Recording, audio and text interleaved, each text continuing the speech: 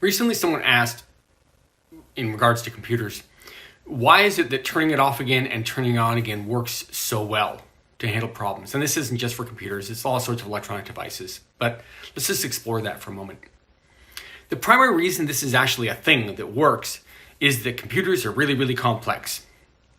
Now, at their core, they're pretty simple. They are a machine whose purpose is to bring in data, work with that data, and then send data on. But in order to create a modern computer system that is a productivity tool of unbelievable ability, you have to have a lot of different computer programs on there. Now, some of them you see, things like your office productivity programs, like a word processor or a spreadsheet program. Many of the programs that are running on the computer, you don't even see. They're under the hood. There are literally hundreds, if not thousands, of computer programs running at any one time, continuously, in the background, on most modern computer systems. And that doesn't matter which operating system, whether it's Microsoft's Windows operating system or Apple's Mac OS, or even on these mobile devices we have, they have their own operating systems. And besides that operating system and any programs you've installed and are running, there are hundreds, if not thousands more programs running at any one time. Now, why does that matter? Well, because as you have a complex system with all these different interrelated programs that have to communicate with each other, it's entirely possible that something will get a little bit out of whack. Now, yes, programmers should be able to conceive of every possible interaction every program will have with any other program, but in reality, that's not very feasible. So, programs can get out of alignment, not communicate with each other, send each other wrong data. Programs can get hung up and just stop running.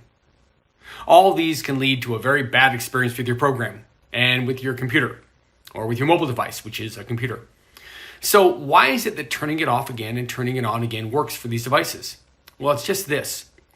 As you turn on a computer, any programs that you direct it to turn on after the computer's up and running have default settings or default operations they go through to, one, set their own operating state, set any default values they have, and two, interact with any other computer programs they might need to interact with.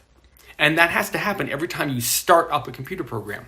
So if you've got computer programs and a computer that are misfiring, not performing well, and you turn the computer off and turn it on again, you're forcing that initialization sequence to happen for all your computer programs. You're forcing them to communicate with other programs and establish, how they're going to work with each other all over again.